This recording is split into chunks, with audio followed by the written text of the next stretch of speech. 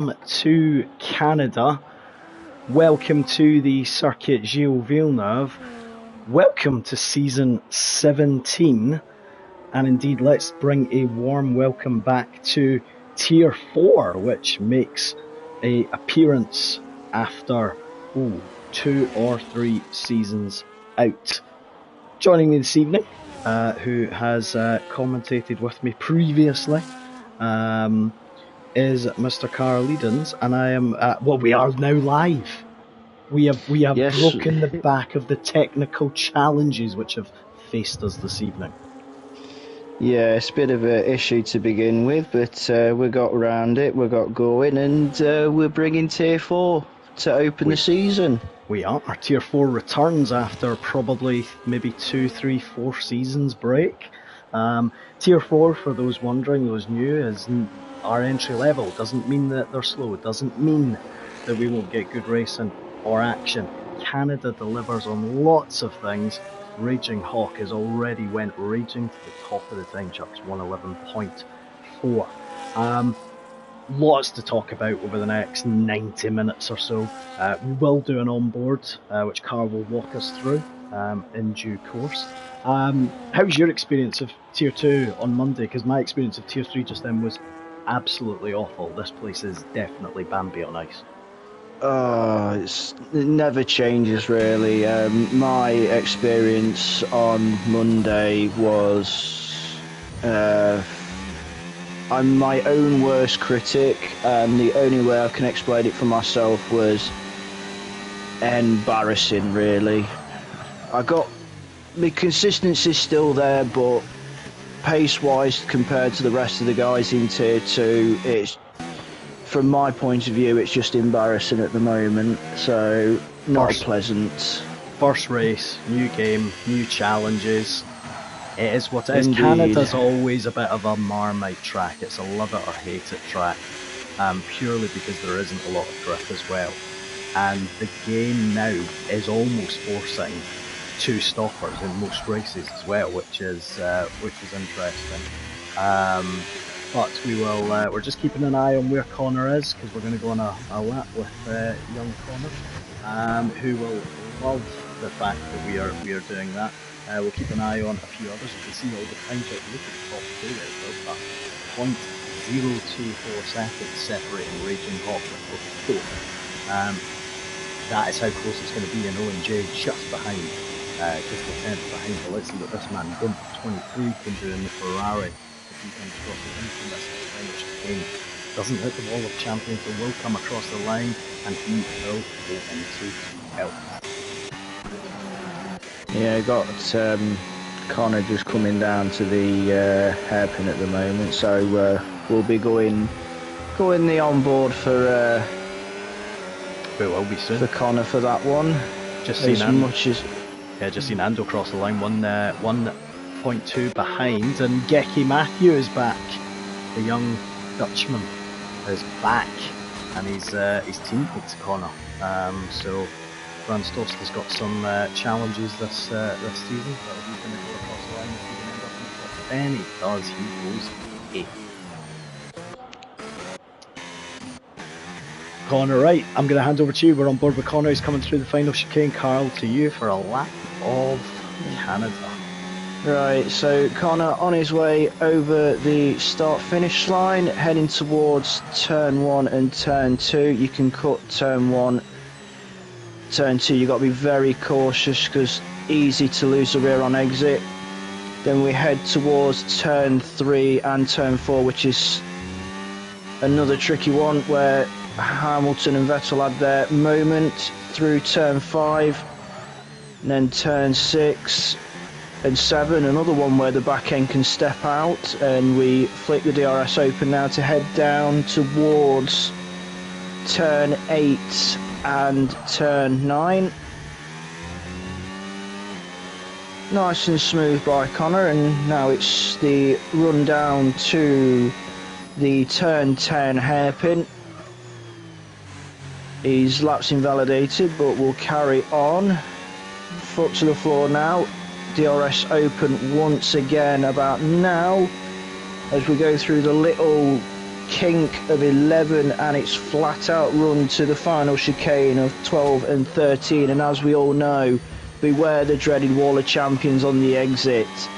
DRS open again, foot to the floor, running to the line, and it would have been a 16.6 to get it underway, but it doesn't count. But that's your lap of Canada. It is a lap of Canada, and thank you very much for that. Yes, he was a little bit eager coming across the curbs there. Very easy with track limits in Canada. Remember, track limits are set too strict to one of the settings.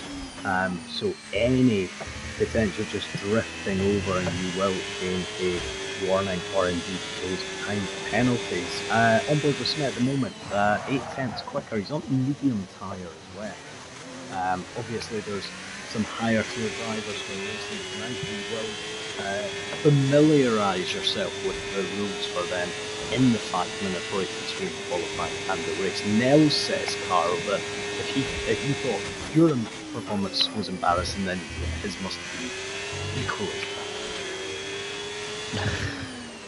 Oh. I'm only going off my own personal opinion because like I said, I am my own worst critic. As Drag King does an 11.4 to take provisional pole. Look at the top three. Smallest of margins. Yeah, look at the top three. The Raging Hawk is just going to come across the line. Is he going to go back to the top? He does. 111.261. Caught the tail end of that.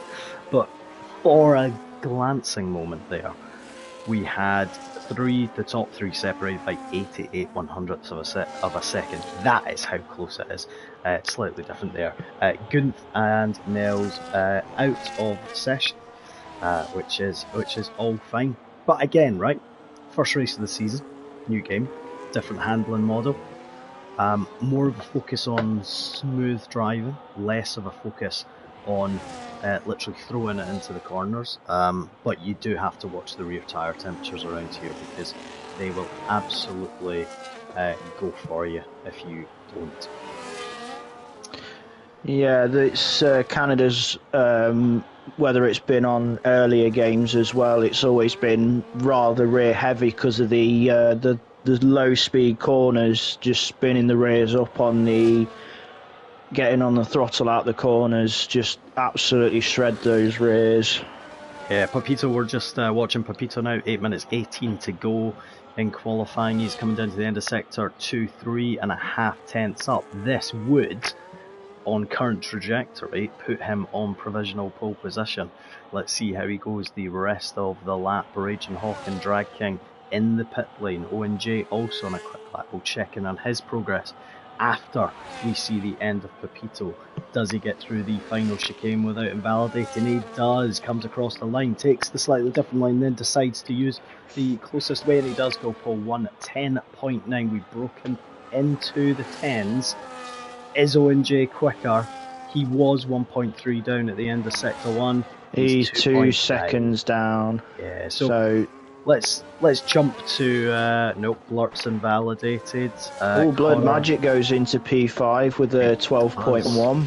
Does indeed. Let's see who else is on a magic lap. Ando and ONJ are on cooldown laps now. Blurt is invalidated. Connor's back out for an out lap. Smoggy Ghost is also on an out lap. We'll jump on with him in the Ferrari as he comes through.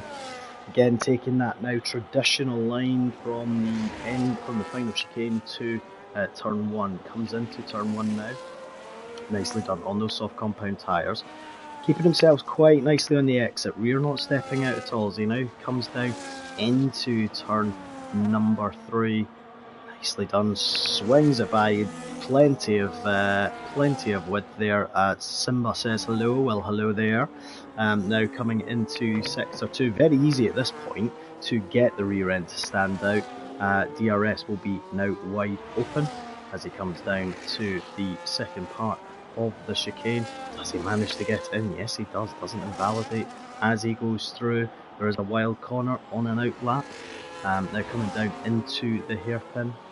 Smoggy Ghost, this is his first lap, so no delta necessarily, but we shall see what he delivers coming down the back straight. Let's jump on board with him.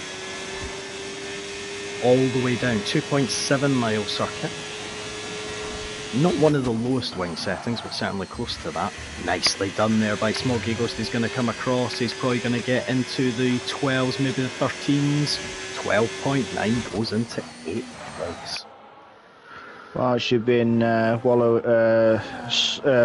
Smoggy Ghost, I've been watching Sully P, who's just heading down towards the final chicane on his current flying lap. As he goes through the final chicane, run to the line. Where's he going to put the second Red Bull in comparison to his teammate? Quarter the second up. P12. Yeah, just jumping back to Connor. 43.2 at the end of Sector 2. DRS wide open, trying to get a bit of a slipstream there from the Aston Martin of Ando. Let's see what he does. He manages to throw it into the final corner. Doesn't hit the wall of champions. What's he going to do? Is he going to be in the 12s? He is indeed. He goes 6th. Connor in Tier 4 into 6th place. Let's see who else is out. Because, again, most people, we've got 4 minutes 49 remaining. Most people will be looking for Track Evolution. We're GTS Drag at the moment. He is just on a prep lap as we speak. Currently in the UK, 9:03 PM, his GTS is going to the pits. Welcome to everybody who is out there. Drop us a comment, let us know where you are watching from. Very professional commentary team this is. Many of you may have heard me in the past, get a little bit excited. New me, David Croft style presentation these days. Joffrey Bear, I like that PSN ID. He's on a quick lap in the McLaren. Let's see what he can do. Is he quicker as he comes out of Sector 1? Yes, he is. Nearly half a second. Locks up the brakes there, but nicely gets it turned in as he comes now down through that straight between the second chicane and the third chicane. And he just clips it so nicely. Just got to be picture perfect in Canada. Now let's see where he is at the end of Sector 2, 4/10 up. So this would take him roughly to where Ando is in the Aston Martin. We'll keep an eye on him. Anyone else catching your eye, Carl, out there? Man up to 5th. Yes, he improved up to 5th whilst you were talking in the Alpine. There's a few people on laps that have invalidated, but we have got Blurred Magic who's making his way onto another flying lap in the Red Bull.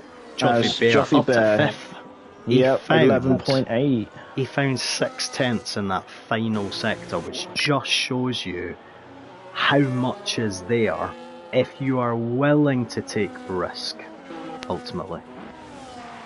YT Shift God is invalidated, Vans is higher tier, Flirt is on a lap, so let's see what he finishes with. He must have cut the chicane, because if you cut the chicane here, it'll invalidate this lap and next, so I think he's fell foul of that before starting his flying lap. Oh, so he's went in 11th, so we've got him. Mr. Hodgson says, a familiar voice. He's obviously talking about yours, not mine. Nobody knows who I am anymore. Nobody knows. Connor to qualify in 25th, apparently. That is the prediction. Blank says hello. I was racing him recently. Very quick man. Or, no, his profile's a man, so I'll call him a man. Ando, I can't make these mistakes these days. Carl, I will not be causing controversy. Reformed character. Yeah, you were Mr. Controversy back when you were last doing commentary. You were famous for it. Very excitable. Many facts and many topics of conversation which we had. Ando is 4/10 up, so he is currently on a quick lap. We'll see, jump on board with him as we go through. Aston Martin, in the current season anyway, seem to certainly beginning to make that turnaround, obviously with Adrian Newey impact, which is I think going to be beneficial for Alonso. But the interesting part will be is what they do. Alonso, listening to rumours over the weekend from Paddock, potentially talking to Alpine for next year. But we will see what is what. Quick like lap time from the Aston, yes, exactly. Let's see what Andor does. Does he go fourth? Oh, he goes second. It's an Aston 1-2, Carl. Yeah, and his teammate Popito currently on his final run. He's 75 thousandths down though in the second sector on his 10.9. But he is going to get a bit of a tow from a Haas just ahead of him. DRS Open heading down towards the final two corners. Oh, he's going to get blocked. Oh no! And the Haas, I think, did the Haas go into the pits or did it make an appearance? No, I think the Haas went into the pits. And right, this is the challenge of this circuit where the pit lane is. But drivers who are watching, be aware of who is around you. GTS Drag is now onto a quick lap in the Williams. 3 minutes. Well, we're past time, so these are the laps to go currently. Quarter of a second. It's an Aston Martin 1-2. Lawrence Stroll is a happy man as we speak. Can the Williams make an impact? 6/1000ths down, 19.956 into sector 1, now coming through 2. Raging Hawk is finished. He's done for the qualifying session. He will start at least in third place. Ando is also in the pits. Let's see what Drag King can do. Joffrey Bear's on another lap, as is Blurred Magic. Drag King, 1/10 quicker. So he is hovering at that third place. Let's see what he does as he comes down that back straight. Can he gain some time from that Williams car, the slippy Williams, as we now come down to the final chicane? Is he going to throw it in? Does he make it? Yes, no invalidation there. Now he's going to power to the line.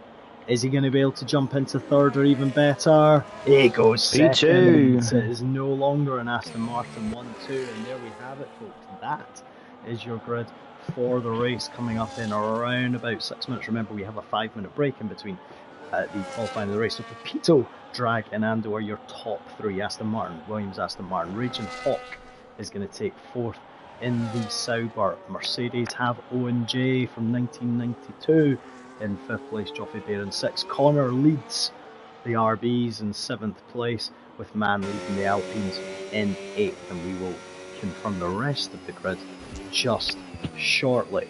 Going to be a very interesting race up front. We obviously don't know what the weather's going to do. But there we go. So Blurred Magic in 9th in the opening of the Red Bulls. TGO is in 10th. Smoggy Ghost is in 11th place. We've then got Gecky Matthews in 12th. Blurt in 13th. Sully P in 14th. And if we just look to the tail end of the grid, 15th Genie YT is 16th. Smith is 17th. Good 18th. Vans and Nels not setting time. Smoggy says rain with a little eye emoji. Who knows? Ooh. Who knows? As we obviously now go through our sort of 5-minute break, and to allow the drivers to get their whereabouts, understand what is happening, let me give you the rundown of the rules for the higher tiers. It is looking a bit overcast from the pit lane, so yeah, possible rain in this one. So bit of sunshine. Smoggy Ghost may be onto something there. Exactly. So let me just give you the rules for higher tier drivers. So if it is dry at the start, which it looks, no soft tyres. So if you are a tier 1, tier 2 or tier 3 driver, then you're not allowed the soft tyres. You can qualify, but no soft tyres. Lap 1, you need to pit at the end of lap 1 if there is a full safety car, and that is not a virtual safety car, it is a full safety car. Then every time that comes out, you have to pit. If you don't observe these rules, then you may be disqualified. If it's wet, there are different rules. We're not going to tell you about those rules because it isn't going to be wet. And if it does turn wet, Carl, I will eat my headphones. That is how it is. Again, there are so many unknowns. We've seen through tier 1, through tier 2, and certainly through tier 3. And Simon and I were talking about this at the pre-season test, that actually the tyre wear now is pretty much pushing towards that 2-stop territory. It's no longer a slam dunk 1-stopper. I think you can still do it, but you have to be exceptionally light on your tyre wear. If you're not light, you've had it. Oh, I think we've had an early ready up. Oh, we have had an early ready up. I was wondering that. I was thinking we are going to red flag that that particular session, because unfortunately someone did hit ready up before it, which is fine. We will continue. People will leave the session. It's always interesting when the game says disqualified from session, parked in a dangerous location. We will be back. What we will do, ladies and the gentlemen, is we will pause the broadcast, and we will be back with you with the, well, I hope if it pauses it might not come back up, but we will see. But we will be back with you in 2 shakes in this Canadian Grand Prix.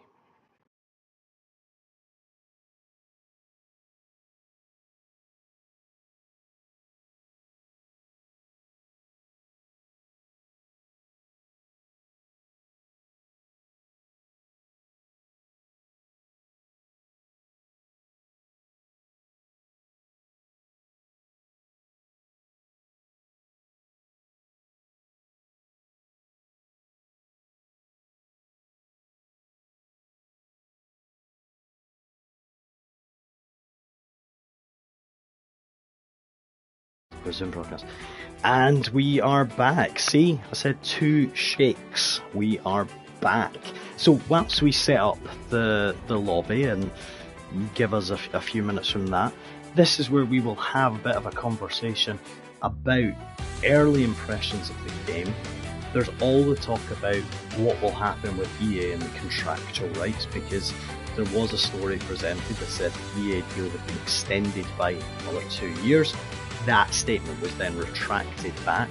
So I think really in terms of next steps for the F1 series, it's going to be waiting to see what the sales are like, what the feedback is from players, because with F1 being what it is now, and it's going after that, I don't want to say younger generation, I mean I'm nearly 40, it makes me feel old when I say that, but that younger generation want to get good quality games. So, and so far, the first impressions are good of this game, Carl. I don't think we can, I think certainly when compared to maybe the last couple of years, but it's going to be interesting to see this game as a completely different animal to previous years. Yeah, it's definitely a step forward from 24, which is the game we just left. I can definitely say that, and it's, as you say, it's just a matter of waiting to see and see how the numbers do, because the F1 licensing doesn't come that cheap like any official license and all of that. So hopefully with the amount of people that's been enjoying the game since it's come out, a lot more positive reaction compared to what we had with 24, so it does look like it's a step in the right direction. It is, and I think that the handling model is almost spot on to a way. I mean, I think for those that played the early days of 24, that handling model was absolutely just different. It was on a different planet. They then changed it, which I think did probably alienate a set number of individuals. But it will be curious. You're right. The license doesn't come cheap at all. There is a considerable amount of money that will have been spent. But ultimately, it's all going to be about sales. It's all going to be about feedback. I would have anticipated that if there was another studio that was going to produce an F1 game, it would have been announced by now, because you cannot drum up very quickly a game like this. I mean, it's taken how long for Codemasters to do LiDAR scans of tracks, and what we got, maybe four or five perhaps. So there's still some way to go, but it's certainly moving in the right direction for this. And I think a lot of us would say, look, over the next couple of years, do you potentially turn it around and say, look, maybe not as much on the story modes, but bring back the historic cars, bring back some of the tracks that Codemasters obviously have in their library. If you think, I mean, go back to India, Korea, Vietnam, and okay, those were generated on PS3 and then into PS4. We're obviously into the sort of 5th generation or 6th generation potentially. But bring back the classic cars, bring back some different tracks. But again, a lot of it comes down to what can they actually do? What does the license allow them to do? Just if you are joining us, we are just doing a reset of the lobby, which is why we're having a slight break in proceedings.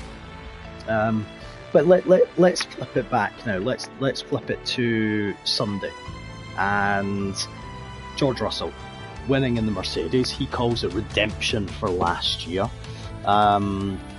Wouldn't necessarily agree with him of that, but I think he drove a really good and clever race. Max finishing second. I think dragging that Red Bull into second. The two post-race protests, I think, were a questionable step. Do I believe that was a team decision rather than a Max decision? Yes. But good to see young Kimi Antonelli getting his first podium in F1. But the real questions come to the Italians.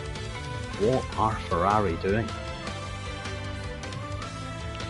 Well, whatever whatever philosophy they've got with the car for this season, because before the season got underway, I think they said it was almost everything on the car was going to be completely different from the season before. So from what they were saying, it was 99% different from the following season, and whatever philosophy they've gone with, it doesn't seem to be working as well as they probably thought it would. And obviously this ain't to dig at the Ferrari team at all, but I don't think they're too race engine. It doesn't help when you've got your drivers and one of them is a 7-time world champion, and both drivers are pretty much arguing with their engineers over whether it's strategy or the way the car handles or the way it's set up. And you're right. Fred Vasseur came out and said 99% of this car is different from 2024. But then he came out last week and said we've replaced the management, we've replaced some of the team, we've replaced this, we've replaced that. And there was the cryptic comment, there is only one thing we haven't changed.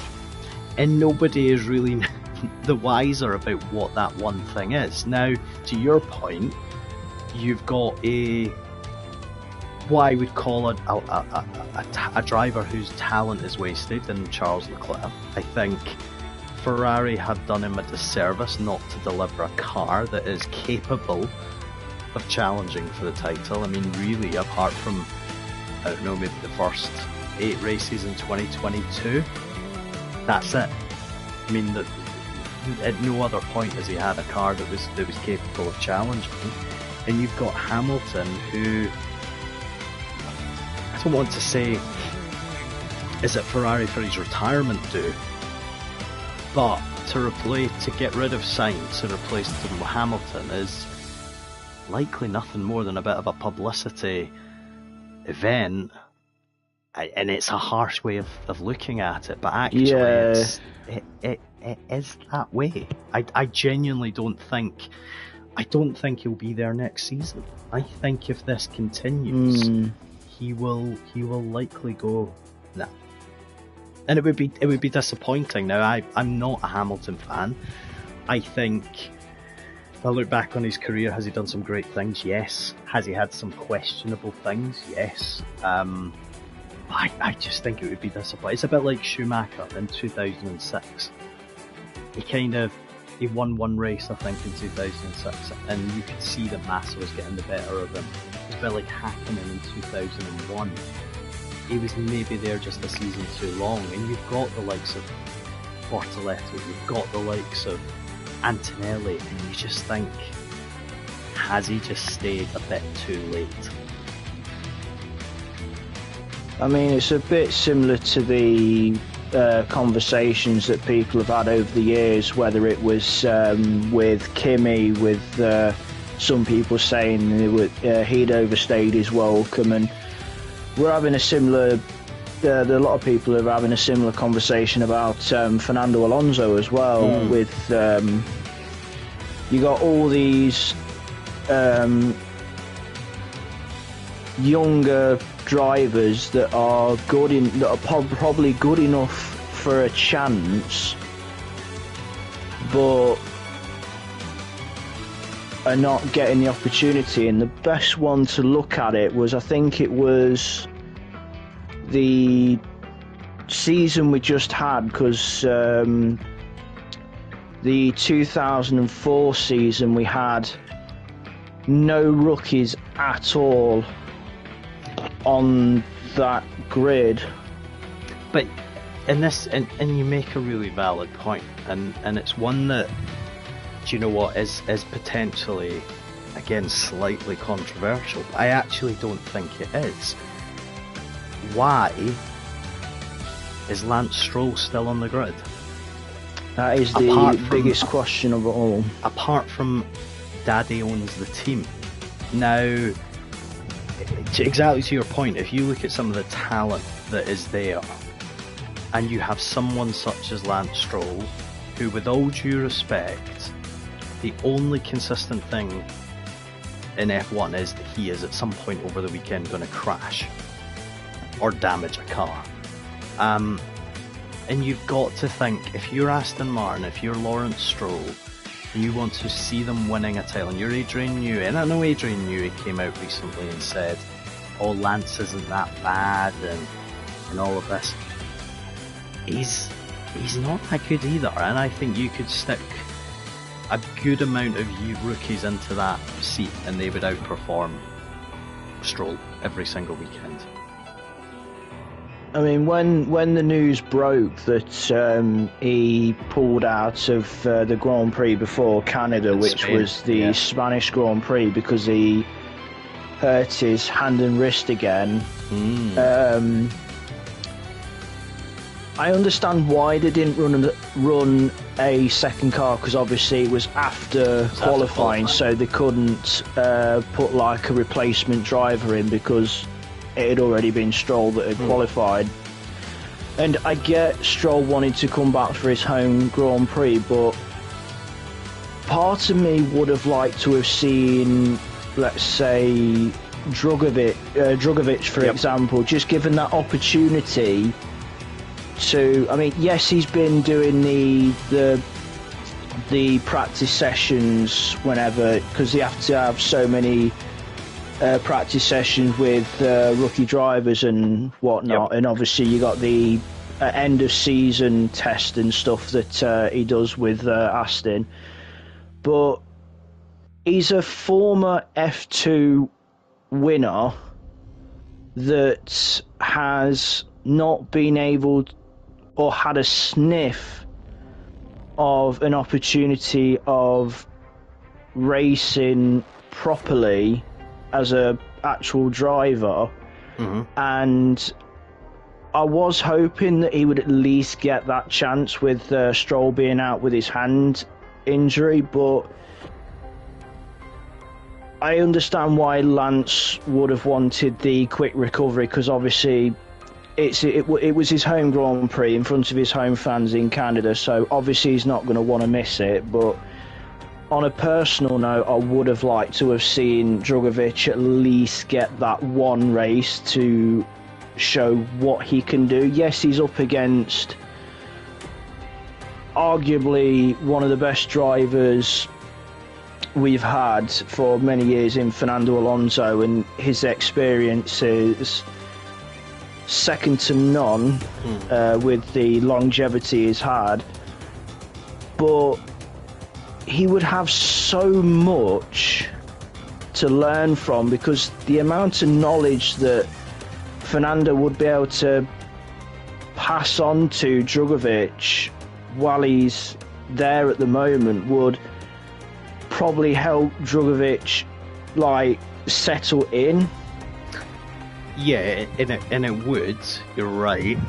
I think when you look at Lance, who's 26, and you compare that to Verstappen, who's 27, Norris, who's 25, I think.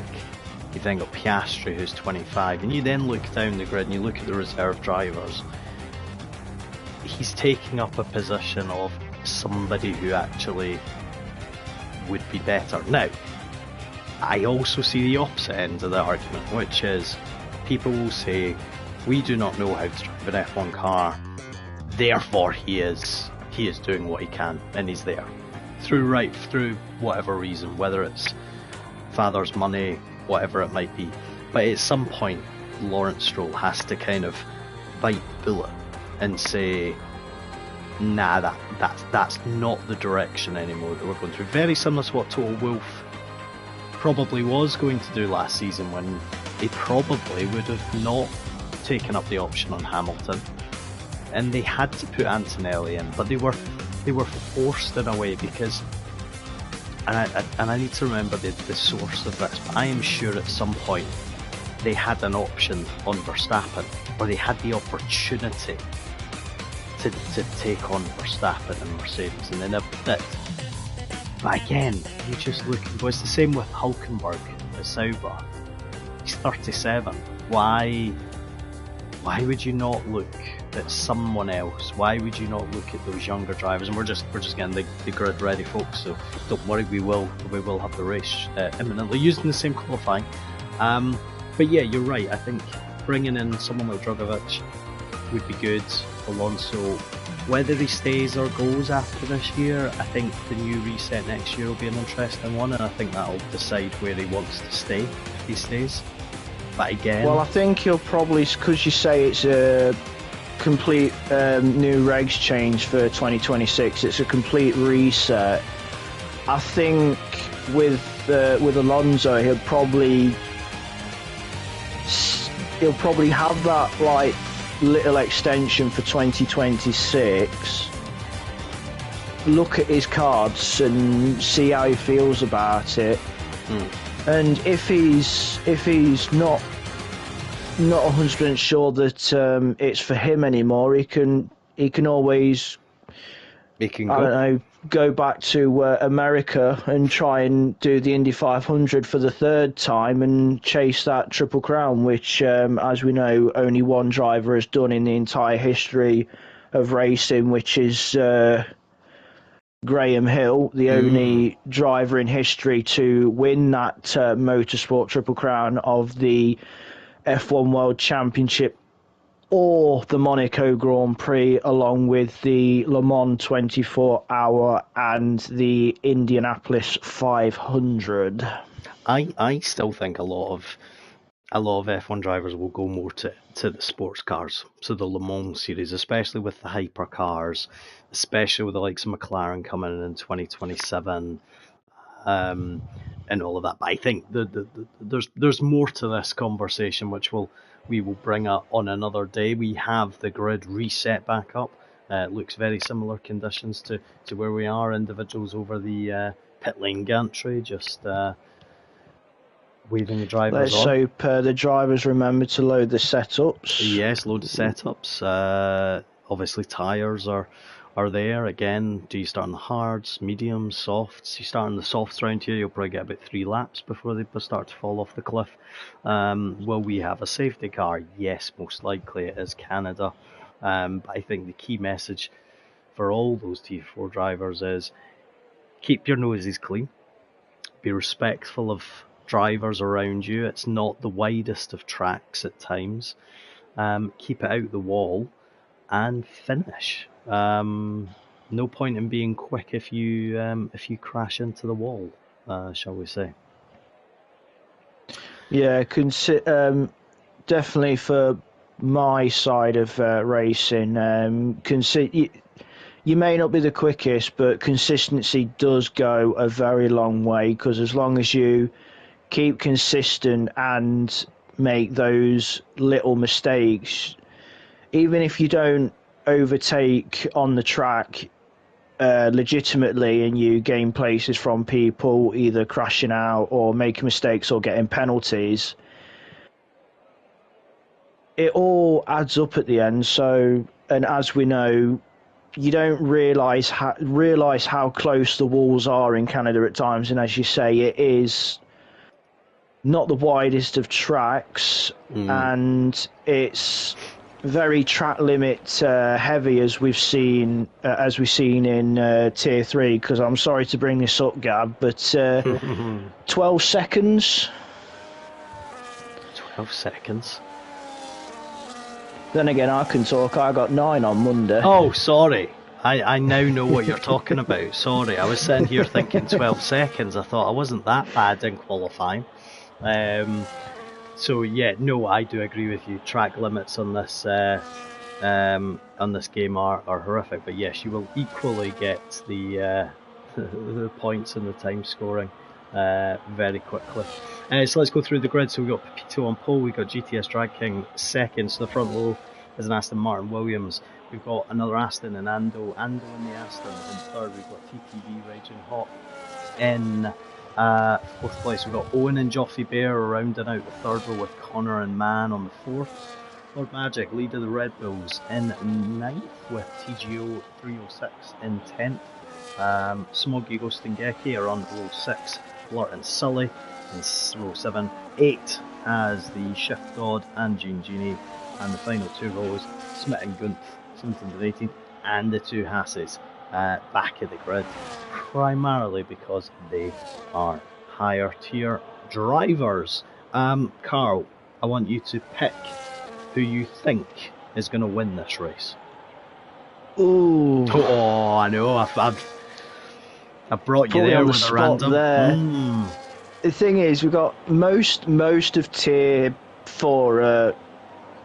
Most of these drivers are brand new to MRC, so we've got very little info on them. And if tier 3 is anything to go by early of how close that could be, this could be just as close. And it's hard to say when you've got all these new drivers and it's the first race of the season. So, yep. But if I had to have a stab in the dark, I would probably go for the pole sitter, Popito. You're going Popito, I'm going Ando. We are getting ready for the 5 red lights, and in Canada, in race 1, we are underway, and it's a really good start from the pole sitter, Popito, into the leads there. We've got Drag King slightly wide into turn 1. He's going to have to go over. Oh, got carbon fibre flying in the background. Yep. Drag King gets a 3-second penalty. Raging Hawk and Ando up into second and third. He overdone it there. Connor's had a great start. Oh, Joffy Bear's round at turn 2, so that's probably where the contact was, because he was missing an end plate as well. Yes, Popito has checked out at the front, and we've got Raging Hawk. Oh, we've got Sully P round at turn 3 and turn 4. Ando's had a little bit of a moment as well. Connor has passed him, as has Drag King, as has Owen. So it's a mighty start from Popito, who is just driving away from the field. Raging King second, Connor up into third place in the podium positions. We've got Ando going round. He's round. My pick is round, and he's going to fall to the back with carbon fibre as well as Joffy Bear. So not a good start for Joffy Bear or Ando.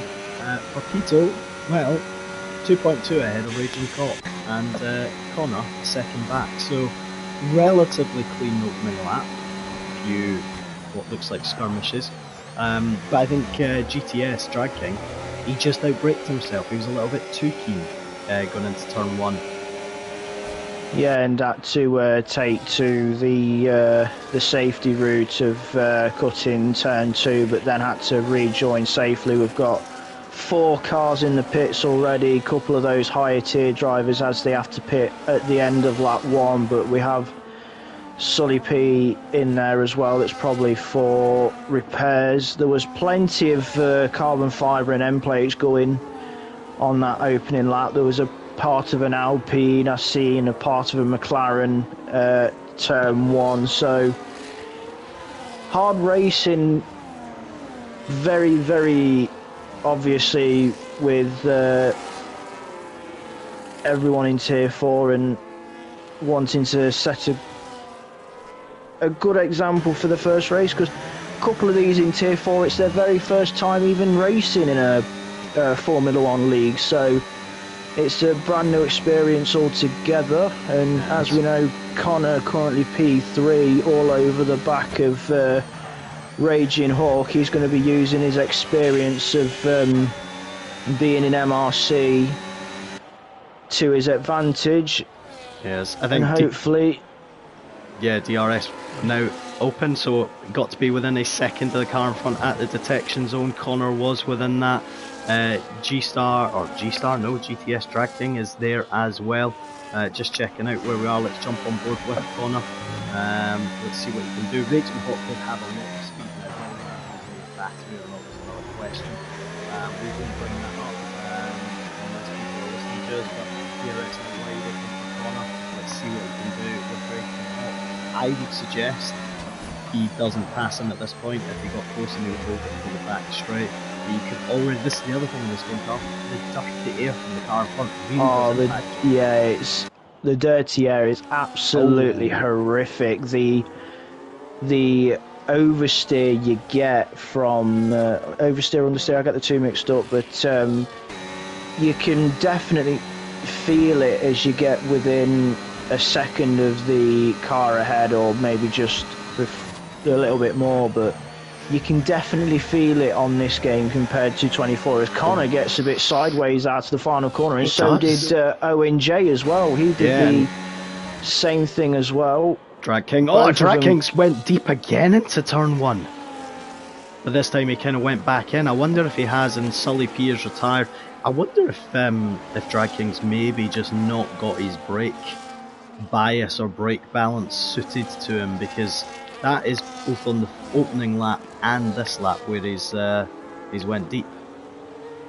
Yeah, and he's got a penalty to his name from that opening lap as well, and Owen J has also joined that penalty group as well, because he picked up 3 seconds on the lap we're on now, just at the very start, because you can cut turn 1, but it's one of those like at the entry to the final chicane or the entry into turns. There are plenty of corners you can cut, but you just got to be very careful. Yep, Connor up past Raging Hawk down the back straight. Now going to brake, and he will get DRS as he comes down the pit straight, really, because there's the detection, but he runs really deep there. Had a little bounce off the wall there to young Connor. Blood Magic has also gone past TGO down the back straight as well. I suspect this battle will continue to rage. The question, not pun intended, Raging Hawk. I do suspect Tigo has got a 3-second penalty. I would expect this group though, and I think G Star. I'm going to call him G Star from now on. G Star Junior. There we go. G Star Junior. Yeah, he's now got 6 seconds of penalties, so he might be quick, like his infamous brother G Star, but track limits are going to be the issue. Let's keep an eye on it. So Papito is kind of checked out. He was your call for the win, my call for the win. Ando is in 13th at the moment. Oh, Owen's just bumped over the third chicane. Got over the sausage curbs there. Smoggy goes in 6th, Lord Magic. But it's now starting to just calm down. Connor's obviously trying to get out of the DRS of Raging Hawk, but he hasn't quite managed it yet. Yeah, and apart from the front gaggle, or should I say, Connor, Raging Hawk, and Drag King, or as Connor's got 3 seconds going through the final chicane. And it just tells you how sometimes precarious it can actually be, but Raging Hawk will be all over him. Connor will be kicking himself for that. Blurt's also got 3 seconds as well. Yeah, track limit penalties coming in thick and fast, and there's Ando as well. Yep. But it's judging. Oh, I think yellow flag as well at the final chicane. I think that's Ando as well. Yes, indeed. I would say that final chicane is predominantly the section of the track where most of the track limits would happen. Oh, yeah, side by side. Yeah, we were on board with Smoggy Ghost. We were just watching him against Owen J, but let's just keep an eye on this battle, because look at this. G-Star's Drag King is going up the inside, and remember, there's different tyre strategies going on here. Connor's on the hard compound, Raging Hawk's on the mediums, and G-Star Drag King is on the hards. But look at this, it's trying to go 3 white here. You don't want that to happen in Canada. I think Drag King had a bit of a snap there. Well, I wonder if there was a slight maybe contact with Connor's front. Probably. Because it did look a little bit weird. Blood Magic is past Teagle. And Man is past Owen. Owen's in the pits, changing his tyres from mediums to another set of mediums. Geki and Blurt are having a little battle there as well. But Pepito is just driving off. He's loving life right now. He's looking at this going, this is fantastic. I've got free air, I've got people battling behind me. Yeah, Connor, he's like in the prime position, because as you say, you've got Raging Hawk, Connor and Drag King scrapping over 2nd, 3rd and 4th and tripping over each other, whereas Pepito, the pole sitter, is just able to control his own pace and make sure he hits his braking points right and his references and keeping it in limits, and within 7 laps he's already 5 seconds up the road from the battle for 2nd, 3rd and 4th. Raging Hawk absolutely. Oh, but he has hit the champions wall on the exit. Little glance, he's still going. There's no damage on the Aston Martin, luckily, but there was a bit of a contact side on, luckily, with the wall of champions. That could have ended nasty for him, but luckily no damage, and the Aston Martin still runs on. Still runs 4.3 seconds. The lead at the moment come down from 5.2, just about a lap or so ago. Geki Matthews 7/10 of a second behind. Nels Connor's up to 6 now. He is. He will be kicking himself. He's got to just get the head re-engaged. Look at the Haas here. Nels coming up behind YT Shift God. Doesn't get past him there. Genie there as well. Not much else going on. Then Gunther there at the back as well. Maybe that's Gunther Steiner. Who knows?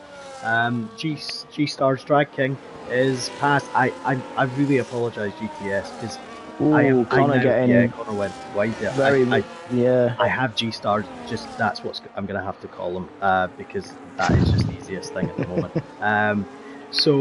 But again, Connor on those medium compound tyres, those mediums will start, well, as I know from personal experience, they will be starting to go off right now. Let's jump on board with GPS and see if he gained. Raging Hawk has huge speed as well. Smoky Ghost is past Connor. Connor's falling backwards in the pack. I think he's going into the pits. He's struggling on those tyres here. Let's see, is he having any, let's see if he's got any wings changing, or is it just tyres for the youngster from Reading?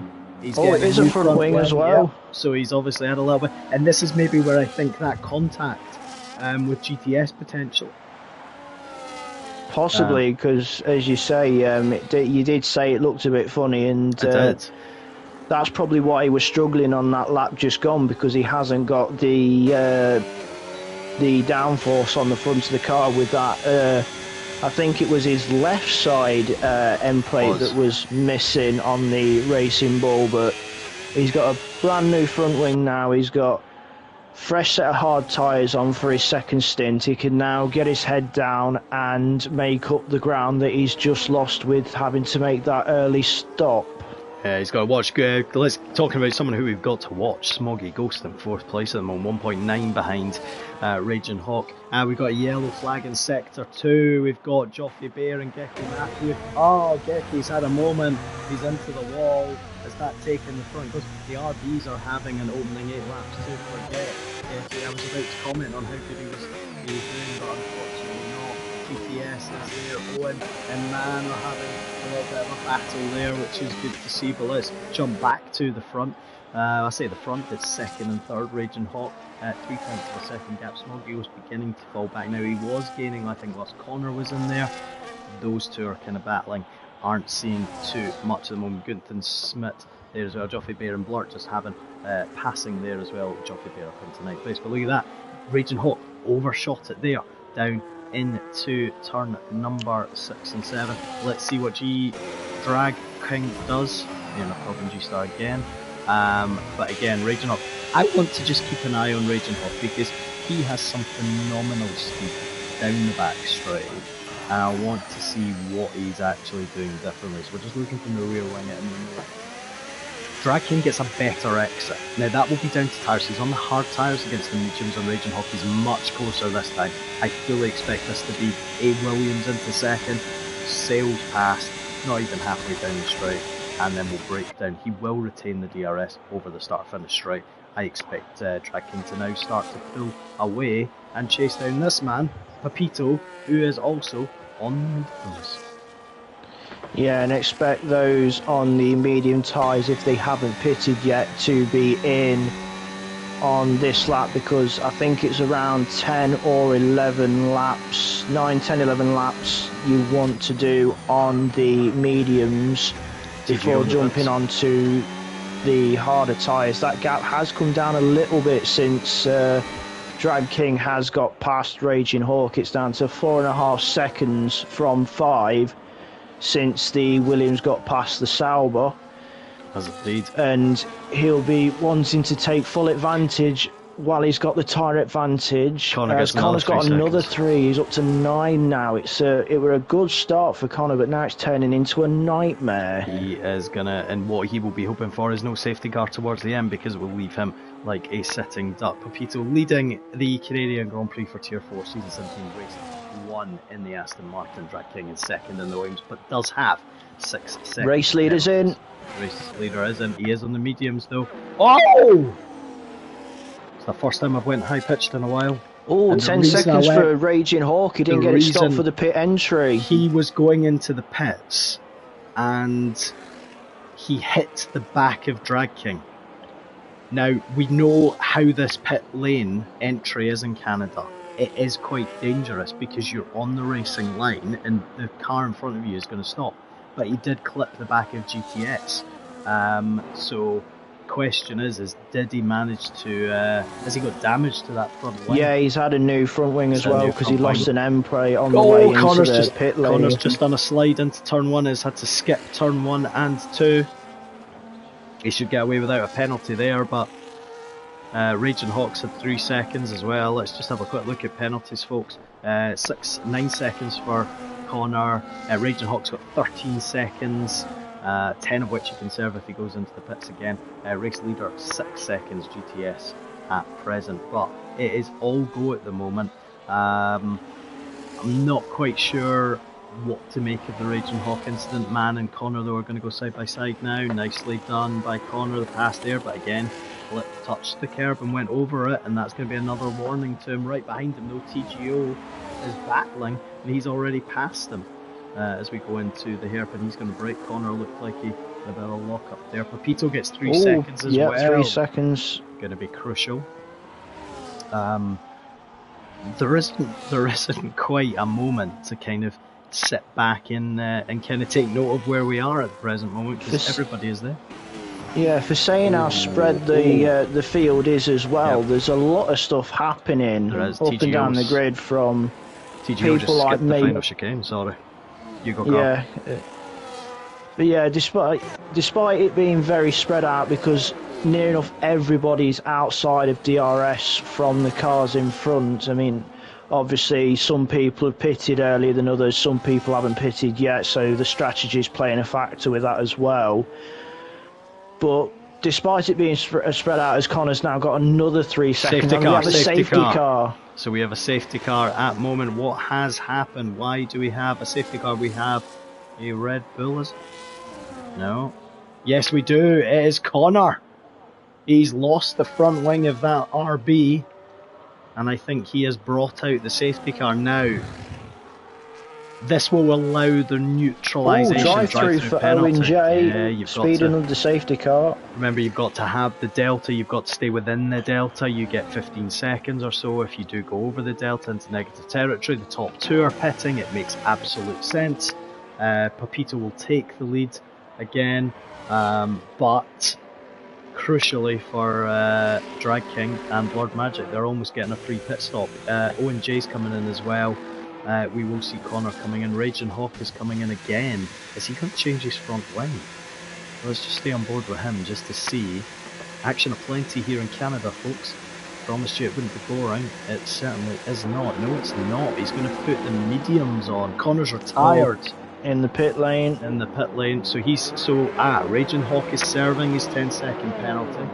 Didn't think you could do that under the safety car, to be honest. But no, I'm not sure on that one either.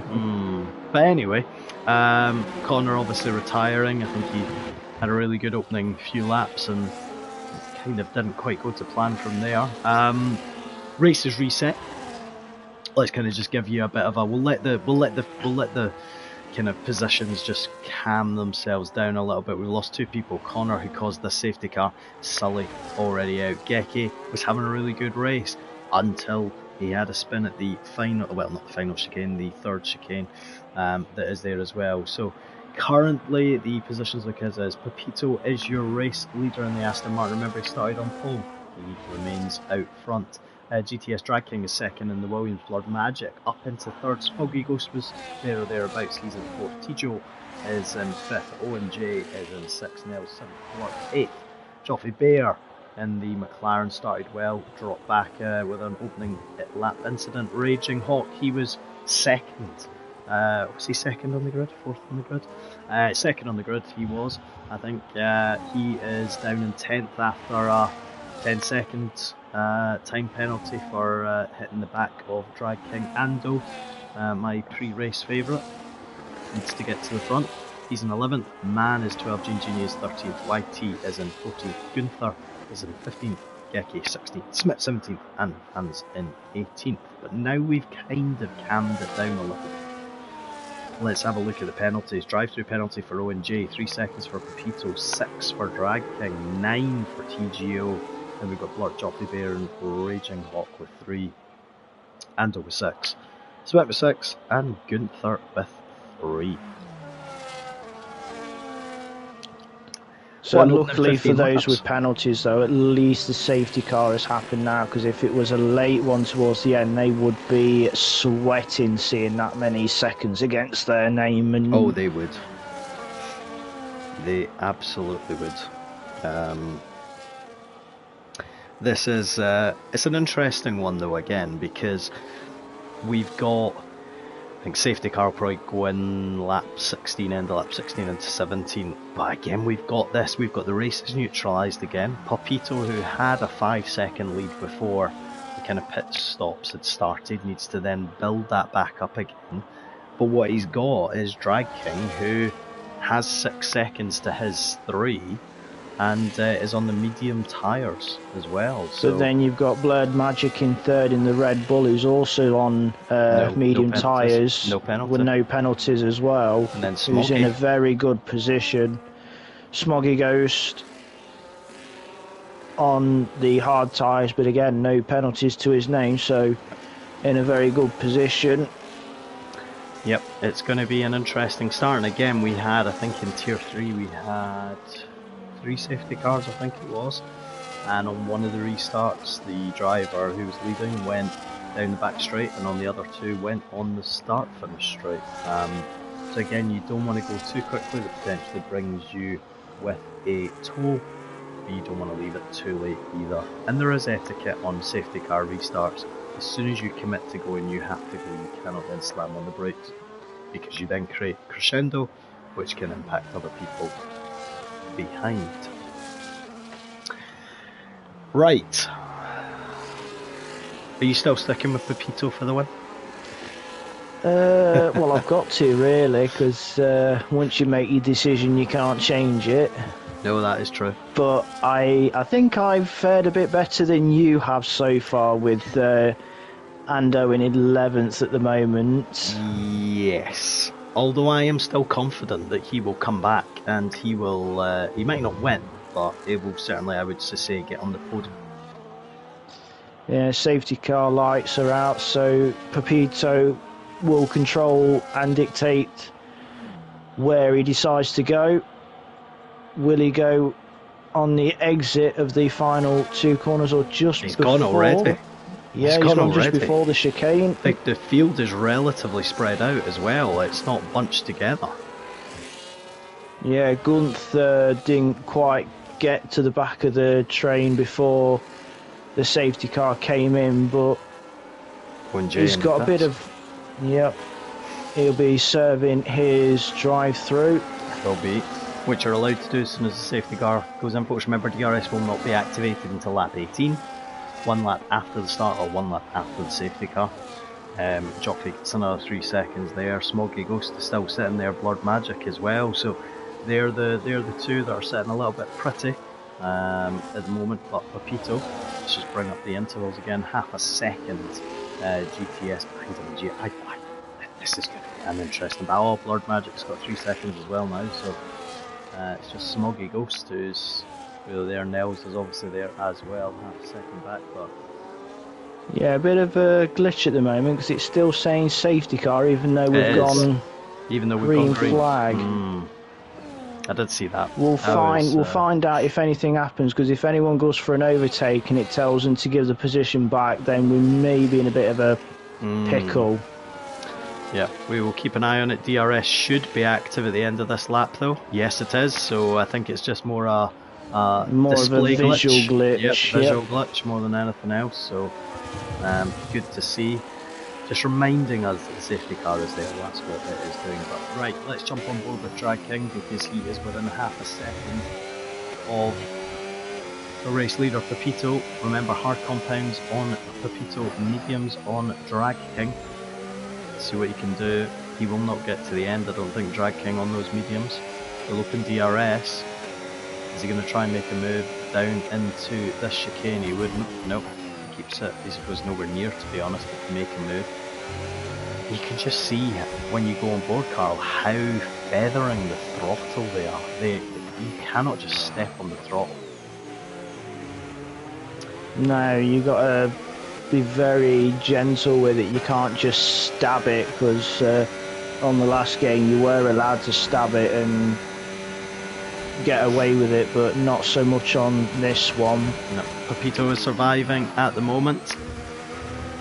Both Smoggy Ghost has been passed by Nels. Gini's up to 11th, but look at this. Drag King has got a better run out of the final corner. He's going to look up the inside or the outside. Oh, there's another there. No damage though by the looks of things to either car, but I think Pepito was positioning his car, shall we say, carefully. And it would have been a combination of the overspeed that Drag King would have as well from the DRS, and the tow that he would have been getting off of Pepito's Aston Martin on the way down to turn 1. Yeah, you can see from the kind of heli shots actually how unstable the cars are. Running in that dirty air, you can just see the kind of light twitches and that. Don't get me wrong, Drag King has a much better car at this point. He's already looking to try and overtake him into the hairpin, which again, he's gonna try and do the overcut here basically. But I think he's got it this time. I think he's passed him before even DRS. He's just got a better X out of the hairpin. Yeah, he went for the up and under at the hairpin and was alongside on the exit, so was already alongside before DRS was given, and obviously, as we know with Canada, the final 2 DRS zones, it's one detection point, but it's 2 activations, bit like the first 2 DRS zones in Australia, for example. Yep, he's now beginning to pull away 0.7 of a second. Let's see though if Pepito can actually stay with him. Remember though, Drag King is going to have to pit again. He will unlikely get those mediums to the end. Pepito potentially has the opportunity to get to the end. I think he will be relatively slow towards the end. We shall see what happens. Blood Magic is 3.2 behind. Smoggy Ghost has kind of fallen back. He's not really making that challenge that we would have expected. Gingini is within a second of Man, and Geki's within a second of YT Shift God. But at the moment, we are just focusing on the front battle. We'll keep an eye on what's going on behind. 15 laps to go here in Canada. And is Pepito on DRS? Yes, he is. He was within a second of the detection, but as soon as he came out of the hairpin, he was outside of that second. The detection zone is actually before the hairpin. On the right hand side of your screens, you'll see the circuit map. You'll see 2 circular dots just where a Ferrari's going over. That is the detection point for DRS. Right, here's Nels, only a quarter of a second behind Blood Magic in the Haas. Both on the medium tyres. Ando gets another 3 seconds. Ando's gone as well. Safety car, he's gone at the final corner. Oh, has he hit the wall of champions, the infamous wall of champions? He's been cleared. Oh no! Yes, it has been cleared. Yeah. Yeah, the very He's efficient. either hit the wall of champions on the outside. Oh, Pepito drive through. Oh wow! That. So, Carl, what that has told you and me, and our ladies and gentlemen listeners and watchers, we have basically booby-trapped the 2 Aston Martin drivers. And they were first and third on the grid, if I'm correct, because it was Drag King that split the second, 2 Astons, because it was looking like an Aston 1-2 to start the Grand Prix, and then the Williams popped itself into second, splitting the 2, and yeah, I can probably guess we're going to have a very angry Lawrence Stroll knocking on our doors later. Yes, I will be running. Let's see. So Pepito is going to put the mediums on. Drag King is putting mediums on. Lord Magic is mediums by the looks of things. Yes. So TGO carries on. So his tyres are 11 laps old on the hard. I mean, if he doesn't pit, he will be a sitting duck. Now, Pepito... The mediums will get to the end from here, but they won't be the best by lap 35, although we have got a few laps under the safety car, and I guess it'll be in around about lap 24, probably 25, so that'll be 10 laps to go on those medium tyres, which is about whereabouts you want to be, but they're still not going to be the best, because we've seen Connor struggling even with the damage he had to his racing bull in the early stages, and we've seen people struggling on the medium tyres with about 6-7 laps into the stint, so they're not going to be the prettiest come the end of the race. No. They definitely are not. For those of you who have just joined us, you have missed a pretty eventful opening 22 laps. We've had everything from safety cars to overtakes to collisions, and we have a situation whereby our long-time race leader Pepito has a drive-through penalty. So as soon as the safety car pulls into the pits, he will then go and serve that drive-through penalty.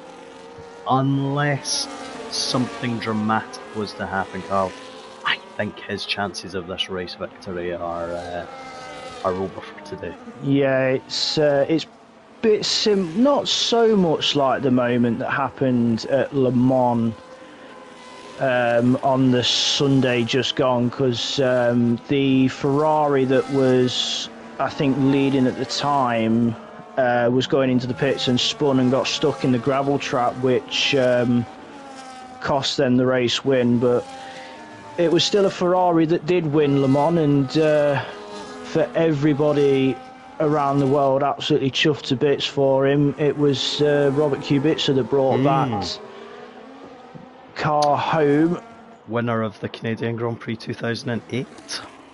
Yep. 1 year after his scary accident that he had on the way down towards the hairpin of turn 10. And that was in 2007. Yep, and 3 years before his infamous rally car accident. I think had that not happened, he would have been Alonso's teammate at Ferrari. Yeah, he was in the running for the Ferrari seat, and that's one of the what ifs that we all ponder about, but we'll never know the answer to. Nope. In another universe, he moved to Ferrari, but the one that we live in, he didn't, and unfortunately, I think again it was a lot. It was a lot of the what ifs. Exactly to your point.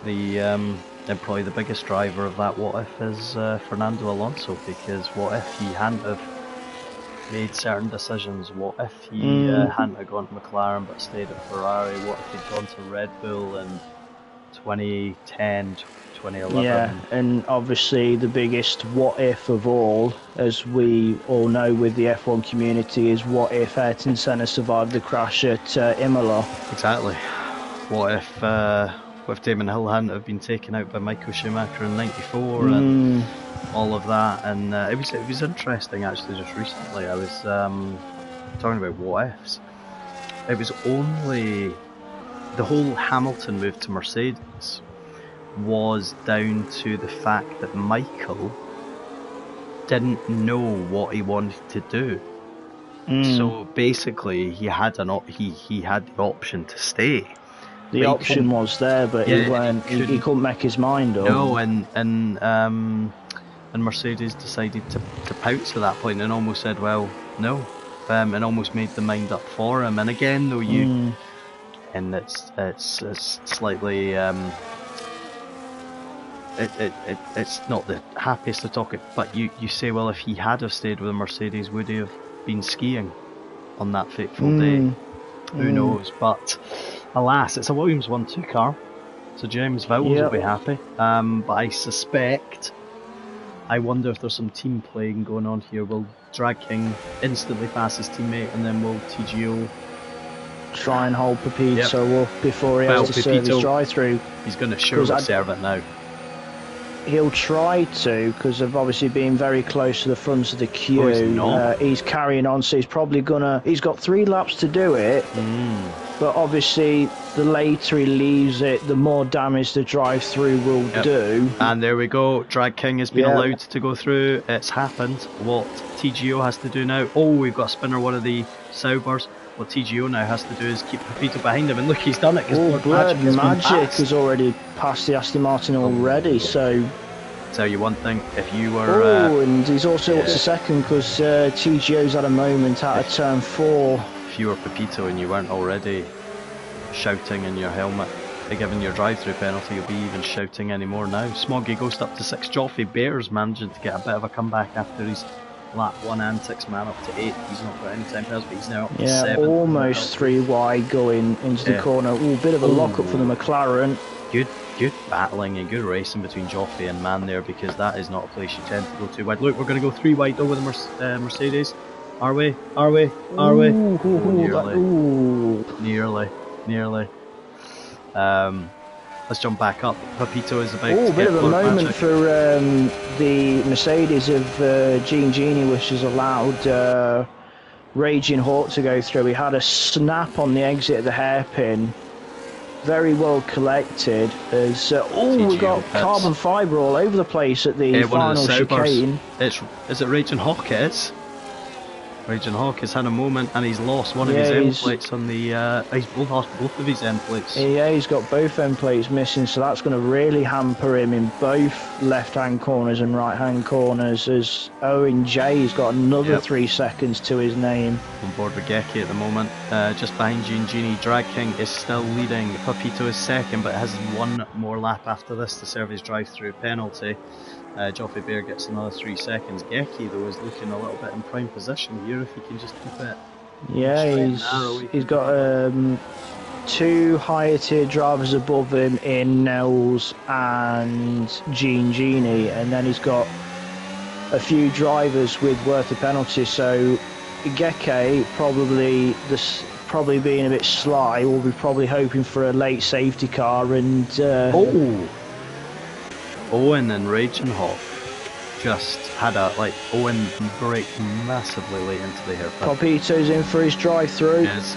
Now, where's he going to come out? That's going to be the crucial thing. Geki's moving past Gini up into 7th place. Let's see where Papito is.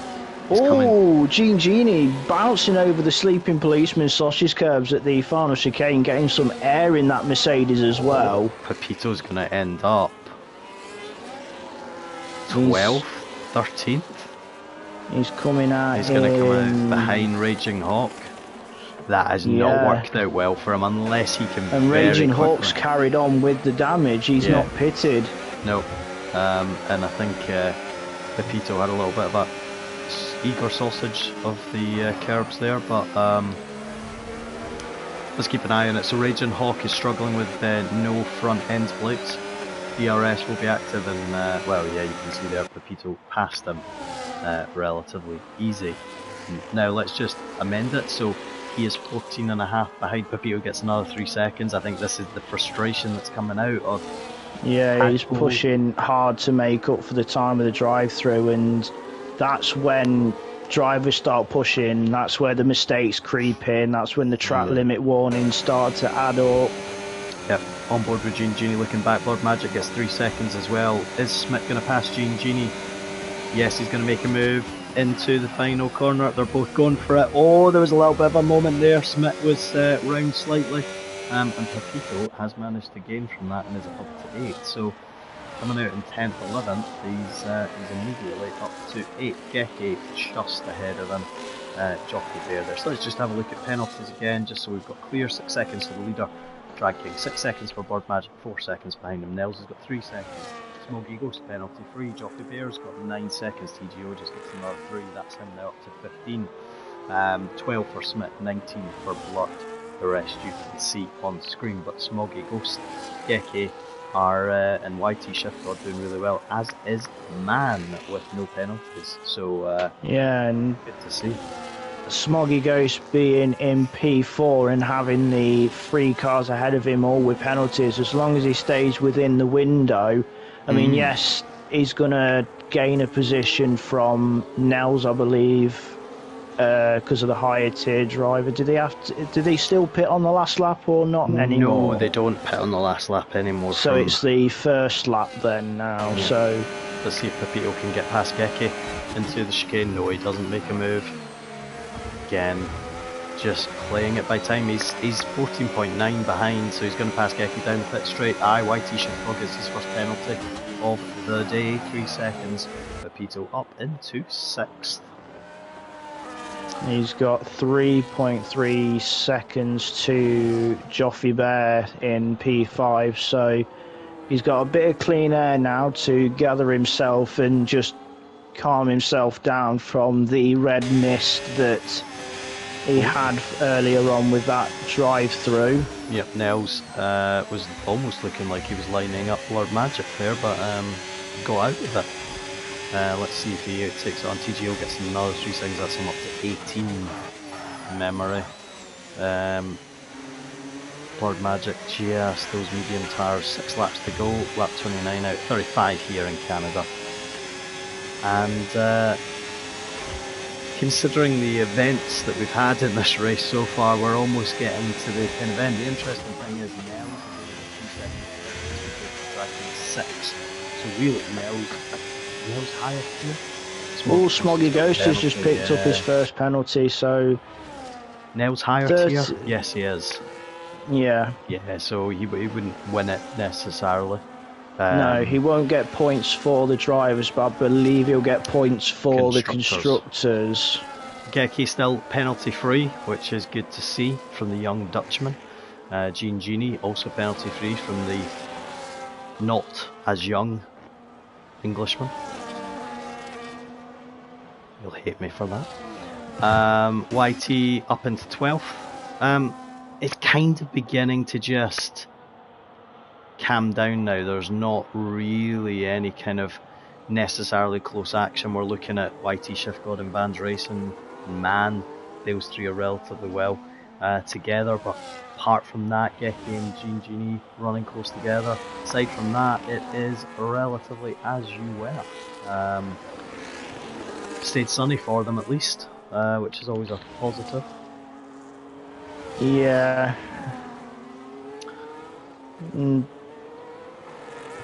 As you're saying, there's not that many battles going off up and down because the field very spread. As you say, you got Geke and Jean Genie minding their own business in 7th and 8th, although Jean Genie gets a very good exit out the chicane and gets DRS alongside down the inside of Geke, so that's the Mercedes ahead of the Racing Bull at turn 1. You can see how the rear of the Mercedes just kind of stepped out there. Is Geki going to get him back up down into turn 4 now and 5? Yes, he does. Oh, there is contact. Geki did well to save it though. Yellow flag is exactly that. He did well to save it though, so well done to Geki for that. Pepito is 16.2.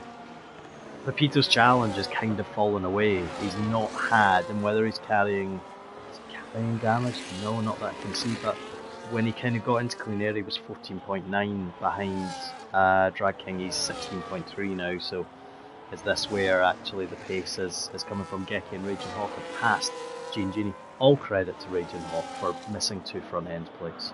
He's still carrying on. Yeah, still he's going up the in the right direction. Oh, yeah, he's... Oh, okay. Oh, yep.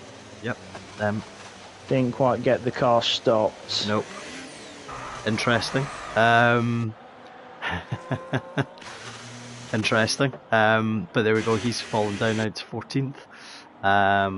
Is part of it. But yeah, Drag King leading. Jean Genie gets 3 seconds. At the moment, it's Geki and Man who are penalty free.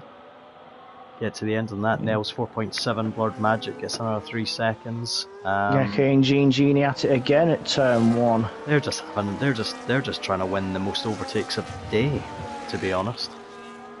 Pepito 14.9.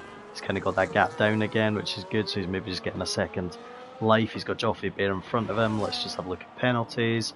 6 seconds for him, 9 for Joffrey Bear, 3 seconds for Small Gay Ghost. So the thing that Pepito just has to watch is the gap between him and Geki behind. It's about 9 seconds. He's got 6 seconds of penalties, but we'll keep it there. Oh, Joffrey locking up massively there into the hair. Yeah, I've seen Joffrey locking up like that quite a few times this race. He doesn't just lock up a little bit, he has some outrageous lockups.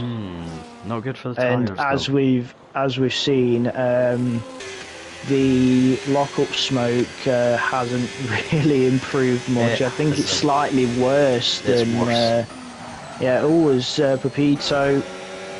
And Joffrey Bear almost had a Hamilton and Jenson Button moment from 2011. Or Piastri Norris from 25. Yes, from the weekend just gone, which was all on Lando Norris. It was ambitious, and the gap wasn't there. It wasn't. And it was always going to shut, and the McLaren team did say that it was going to happen at some point, and the inevitable did happen in the end. And obviously, we had the two papayas making contact with each other, which could have been a lot worse. Yeah, and the worst thing you can do is have an accident or contact with your teammate. Yep. It happens, especially when you've got the fastest car. Nell's just had what I would call a little drift out of the final chicane, but survives to move on. Blurred Magic is still there. You've got Smoggy both behind him and Papito. I just think if you're sending Papito, you'd just be absolutely kicking yourself for that drive-through. Yeah, that drive-through pretty much put the nail in his race, especially with how late in the race he got it. Yeah, and after that he kind of then picked up the penalties, so yeah. Yeah, the red mist descended and took over, and it kind of took his focus a bit, and now that he's in clean air, the penalties have not came as thick as they were before, but he's probably mellowed out a bit now. He's in that clean air, but the damage had been done before. Yeah, I mean, he's not real. I mean, that gap is still 14.9, 15.4. It's within half a second. He's not really made much thing. Raging Hawk manages to set the fastest lap of the race. Did he pit for a new front wing and softs? Yes, he did. Yes, he did. No point. Do we do points for fastest lap car? I don't think so. No, I don't think we did. I'm not 100% sure. I know they don't in real life F1 anymore, so I believe we wouldn't either. But Smoggy Ghost is looking a bit racy on the back of Blurred Magic as they went into the final chicane. Yep, and one of the Nels has pitted as well. So he's got out of the way. So it's so let's just look at the penalties for the top. It's in 9 seconds for Blurred Magic. He's going to lose second place at the moment. He is going to fall to 4th. Man, no. Yes, he will. As it stands, Pepito will stand on the bottom step of the podium. He's trying to work out all the various permutations, but we'll wait until the end of the race for that. Let's just focus on the race. And we've got a yellow flag in sector 3. It's blurred, I think. So let's just give it this way, Blurred Magic. So actually, Drag King's just coming around the hairpin. Yeah, he's on his way to finish this race. He's got 13.5 seconds to Blurred Magic in second, so it's quite a comfortable finish for Drag King in the end.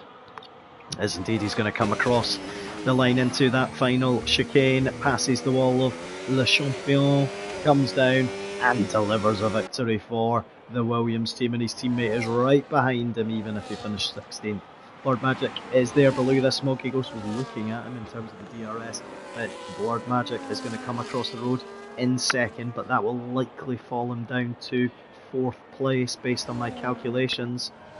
Yes, it does, because Smoggy Ghost takes second, Pepito takes third, Joffrey Bear's going to come across the line and takes 5th. Nels actually takes 5th based on penalties. Geki is going to come through 7th, and he's not going to have a penalty. Well done, Geki. That is superb driving, young Dutchman. He takes 7th. Yeah, 2 seconds off of Joffrey Bear, so he just misses out on that 6th place, so he kept on 7th. Yep, 8th and 9th for the two Mercs, and 10th is going to be YT Shift God. Good to see him finish. Actually gets 9th based upon ONJ, but man, comes across the line in 9th, so ONJ's just pushed out of the points slightly. Raging Hawk, who set fastest lap, isn't going to get any points, but he is going to finish in 12th. Vans is just slowing down over the start pit finish straight. Good Third is coming across the line, he finishes 13th. Smith is going to come across now in 14th. There's Vans. Well, I'll tell you one thing. That was a thoroughly entertaining race, and you know what? Bar from maybe a few slight skirmishes at the start, that was a well handled race by pretty much all the drivers out there. Yeah, and as I said before, during the race, there's been a few drivers in Tier 4 that this is their first time ever being part of a league or league racing in general, so it's a brand new experience to them, and they've shown themselves well in particular, and the ideal start has definitely gone to Drag King getting the win. Yep. But obviously the results at the moment are provisional, buy-in, stewarding and all of that malarkey that we know about. Yep. Pepito takes provisional, P3, Smoggy goes P2. Driver of the day by the game is Vans. Raging Hawk gets fastest lap, race winner is Drag King. Most overtakes goes to Vans. Cleanest driver goes to Geki. We pretty much called all of that. Well, there we have it.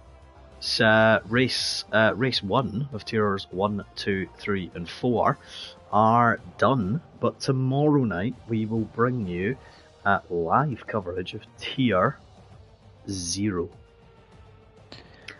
no assists. The no assists, like, absolutely difficult. It's like the McLaren size zero concept.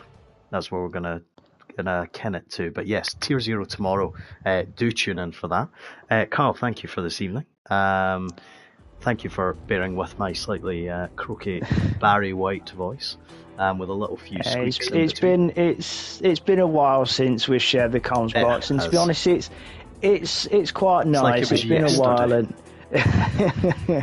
the old band back together from the Tier 2 days. Exactly. Ladies and gentlemen, thank you very much for the last near enough 2 hours. Thank you for that. As always, do tune in for tomorrow, leave comments, do get engaged, and from me and Carl, have a lovely evening. Night.